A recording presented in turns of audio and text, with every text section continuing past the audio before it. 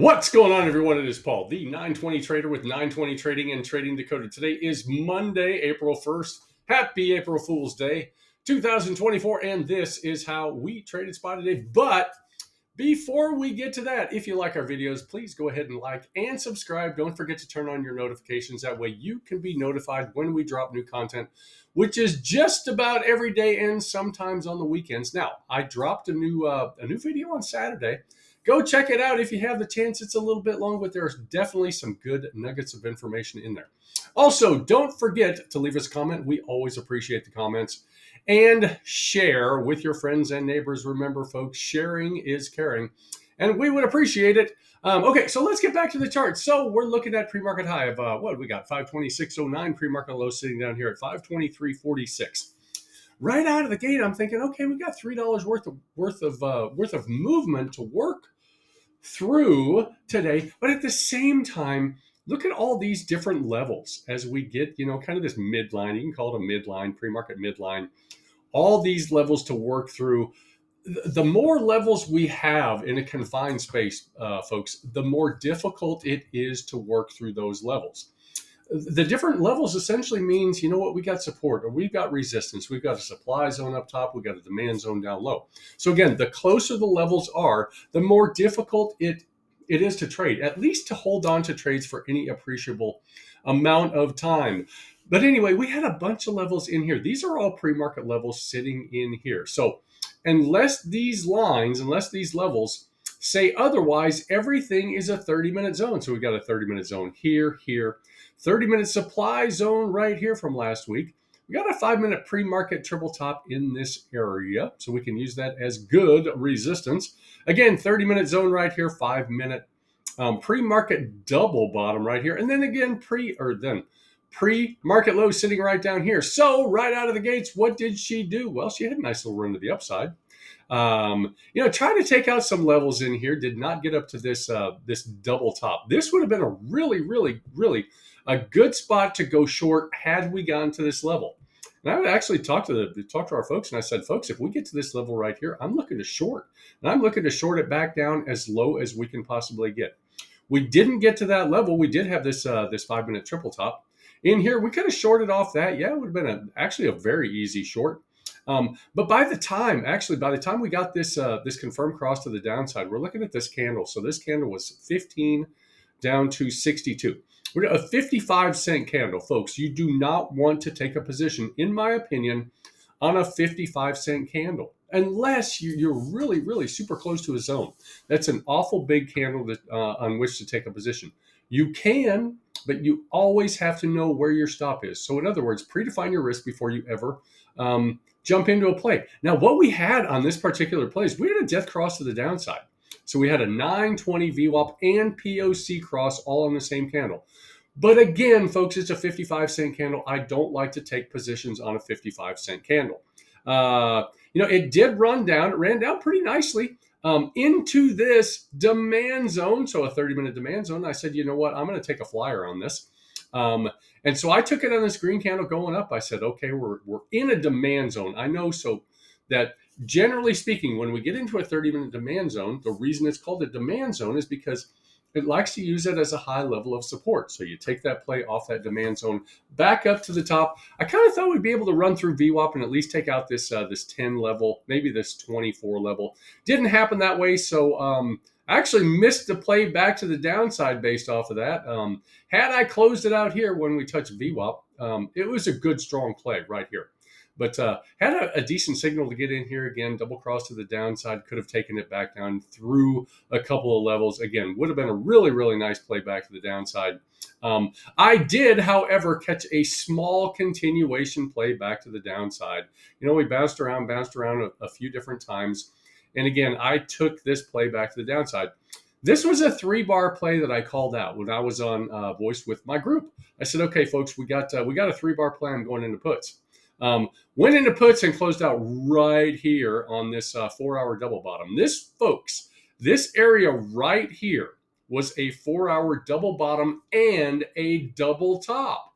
Okay, so this level right here, what do we got? 522.11. So 522.11 is a double bottom and a double top on the 4-hour chart. I mean, they're a couple of days away from each other, but nevertheless, there's both buyers and sellers at that area. So I took it off that area. And what did I do? I missed the play to the downside. So I waited for my fresh cross back to the downside. I took a fishtail play in here. Wasn't interested in taking anything back to the upside at this point, only because, how much room did we have? Well, you could have played this double bottom off the bottom and then this double cross. But again, this double cross right here, it's what do we got for the candle? 97 through 60. It's almost a 47 or a 40-cent candle, folks. Again, that's kind of the upper edge. And then again, how far away are you from your latest line down of support? Well, okay, so you've got 97 right here, down to 68. So you got 30 cents. So a play that moves against you 30 cents. If you're dealing with SPY, you're dealing with 15, 16, 17 bucks. If you're dealing, or when you're dealing with multiple SPX, it's at a multiple of 10. So that play, you figure you miss, you lose, 15 bucks on a single SPY contract. When you're dealing with at least 3 SPX contracts, we're talking about 450 bucks. Very easily and very, very quickly. So what I said, you know what? I'm going to use this zone right here as resistance. So I caught a little fishtail play here. Almost immediately, so two or three minutes later, it turned around on me. This was my stop. So had one of these candles breached and closed above this area, so this 522.11 back to the upside, that takes me out of the play 100% of the time. And again, folks, it's called predefining your risk before you ever get into the play. You have to know where you're getting out if and when the play goes against you. That's the only way that you can make it as a trader long term. If you don't, you will get into a situation where the trade goes against you. And you're holding and you're hoping and you're holding and you're hoping. And every now and again, it comes back and it picks you up and it makes a winning trade out of an otherwise losing trade. The problem with that is that, number one, you didn't predefine your risk. And number two, if you did, guess what? You didn't honor your stop. So just like you must honor thy father, you must honor your stops, folks. There's no reason, there's no excuse for not honoring your stops. You get into a trade, but before that, predefine your risk. If it hits your level of risk, you are compelled to get out of the trade. Well, I only have one trade a day. Okay, you only have one trade during the day. You have to get out of the trade. You cannot put yourself in a position where you hold and hope that it comes back to pick you up. That is a big time trading error. If you break your rules like that during the trading day, folks, be done for the day. It's kind of a self-imposed timeout. And again, the last thing you want to do is get into a trade, you break your rules, and you make money. That's the absolute worst thing that you can do. That will kind of solidify really, really bad trading behaviors, and it'll entice you to do it again. There's a lot of incentive. Oh, I did it before, I can do it again. You do it again, and that's the one that really, really hurts, folks. So again, trading is about probabilities. You're going to win trades. You're going to lose trades. That is just the reality of the situation. You take your wins, you take your losses. And remember, we are not reliant on a single trade or a trade-by-trade basis to make it as a trader, but rather a series of trades over time. And if you watch my video from Saturday, I talk about probabilities. I talk about expected value. So check that out. That is on the YouTube page. So check that out. So anyway, caught this fishtail play back to the downside. So for those that don't know, the fishtail is basically, it's the spot between the 9 and the 20. It's the space between the 9 and the 20. That's all it is. I call it a fishtail. I don't know what other people call it, but I call it a fishtail because every now and again, it looks like the tail of a fish. So anyway, finally got on the right side of this thing, and I said, you know what? Let's see if we can get a couple of bumps back to the downside. I took this, I call them whops. So we took this nice whop to the downside, closed out the trade. It was a nice little trade. I don't know what we had in the trade. What do we got? 92 down to, we got, I don't know, 70, 75 cents in that trade. But again, it was a good trade. It was, I think it was a well-executed trade. I think this first trade of the day. So over here, I like the execution on this. I think this was well executed also right in here, this 3-bar play to the downside. And again, this fishtail play, I could have taken any of these, recapture the 9s back here, but I wanted to wait for a fresh cross at this point. I think I did execute fairly well on this trade. I missed this trade back to the upside. There were multiple spots of entry back to the upside on this play. Well, you're thinking, well, why do you want to take it back to the upside if you are trending down on the day? Well, that's why we use the 9 and 20, folks. We use that 9 as support to take us to our levels, and we use the 9 as resistance to take us to our levels. That's what we do, folks. So we have targets, but we're using the 9 to get to our targets. If you breach the 9, take the play off the table, or at least, again, predefine your risk. Entrances or entries on this play. Here are the good entries on this play. Yeah, you could say this double bottom because you know what happened here. I don't like the specific double bottom unless it's on a higher time frame. It may have been on a 5. It was a 5. It was going to be a nice 5-minute double bottom sitting down here based on the time. So you could have taken this double bottom right here on the 5-minute, or you could have taken this next candle, a fishtail play. Again, your support is the 9. You get rid of that 20 and just ride that 9 all day long. You could have taken this candle here because, again, it's in the fishtail. You could have taken this candle here because it's above the 20. Now, where are you predefining your risk on any of these plays? Number one, you have to do that, and you have to know that. Again, I'm not trying to sound like a broken record, but on any of these plays, where are you predefining that risk? You can use a specific candle. I call it an ignition candle. So the same candle, if you're not specifically above a major level or below a major level for puts, use what I call an ignition candle. So the candle that gets you in, gets you out of the trade. If it's good enough to get you in, it's bad enough to take you out if it goes against you. But again, we had a fishtail play right here, a fishtail play. We breached a 20 back to the upside. And then right in here, where's the play? Well, you breached this level, 521.68 back to the upside. That is your support. So if you take a play on the breach of this level right here, number one, you have to look left. So this level over here, 522, what do we got? 521.90. So you have to breach this back to the upside. So what do you have in this play if you take this candle right here? Well, it closed at 82. So you effectively have about 8 or 10 cents back to the upside of known space back to the upside. And again, that's just based on basic support and resistance. So again, you have resistance right here. If you take this play right here, you got to watch out for these levels. Now, we did bounce around and eventually make it up to both this 4-hour double bottom and double top. We're just going to call this a 4-hour zone. And eventually into this 15-minute intraday double top. So this line was not here, folks. It was not here in pre-market because it's intraday. So intraday double bottom, 5-minute intraday double bottom, 15-minute intraday double top.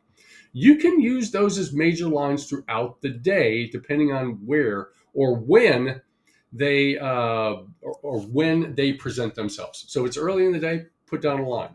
But again, look at all these levels that we have to get through to really make any movement, folks. So it's all of this all day long. I went to lunch right in here, folks. I had a late lunch today, and right around here, I said, folks, I'm going to lunch. And look at this. I missed probably the cleanest move of the day. And what was that move worth? If you're getting in on this candle right here, so okay, you breach. So you got 0.5 to the downside. You picked up $1 move on this play right here. I went to lunch at the wrong time today, folks. I normally go over in here. I went over in here today. At any rate, missed that back to the downside. Now, I was trying to catch this thing back to the upside here, kind of thinking or kind of thought that we'd be able to touch this 522.11. Again, I was getting back to lunch somewhere right around in here, and I saw this breach back to the upside. And I said, okay, folks, I'm going to get into calls. Just to be transparent with the group, I want to tell everybody when I was getting into calls. Got into calls here, and we breached to the downside. I said, you know what? My risk was going to be the 20 back to the downside. So essentially, this ignition candle took an L on the play, folks. It's okay. Folks, wins and losses on individual trades do not matter. Add everything up at the end of the month or at the end of the week or whatever, but you have to track all those things, folks. You have to know what your expected value is, and you're only going to know your expected value if you track 100% of your trades. So number one, follow your rules. Number two, track your rules, and you'll be able to figure out what your expected value is. But again, check the video from Saturday. has all the information on expected value. Now, at this point, we're getting pretty late in the day, folks, getting pretty late in the day. So I thought, you know what? There's probably time for one more play. So I took this little fishtail play here, got this little zone. Again, 5-minute was intraday, 5-minute intraday double bottom. Could have taken out any of these candles. We had the POC right around in here at this time, folks. So the POC was right here. I said, you know what? I'm in the fishtail. I'm going to see if I can run this up. And I mean, it wasn't a big play. So we got 90 to essentially 30. We got 40-cent play in there. Not a bad play, 40, 45 cents. 4 or 5 minutes of work for a decent play back to the upside. Now, because we had all of these levels throughout the day, folks, look at how it just bounced around between these levels. So it was one of those days where it was kind of a theta crushing day. If we make this chart smaller, you can see how it was really, we had really nice price action earlier in the day. And then had a beautiful run here, And again, hated to miss this, but oh well, it happens. That's just the breaks, folks. We catch them sometimes and sometimes we don't. But the price action mid to late in the day, particularly this afternoon, it just wasn't real good. Now, if you're trading futures, you could do all right on futures, but because of theta decay, or theta, which is the time decay of money. So the second you put on an options trade, your play starts to lose value. And the closer you get to expiration, the faster they lose value. So that's why we like to take late day scalps and late day scalps. So if you can get a good play at the end of the day, wonderful. If not, just take those late day scalps, folks. 350 candle. What happened at 350 candle? I think we had a green candle. We had a green candle at 350, and then it ran up, just a little bit. Had a nice little whoop right through VWAP, took us up to the upside. If you're in this play, Theta got you pretty good for the first couple of minutes of that trade, and then you might have done all right. But folks, that's how she played out today.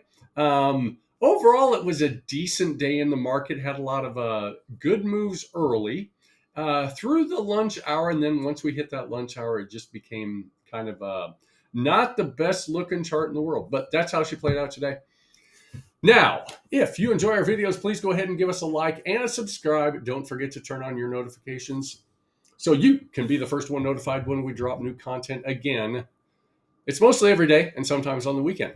Also, don't forget to leave us a comment and share with your friends. Now, if you are interested in live daily trading, so every single day, folks, from bell to bell. So when the market opens, actually, we get on at about 9 o'clock in the morning. So we got about 30 minutes before the bell. So 30 minutes before the bell to the closing bell every single day, folks.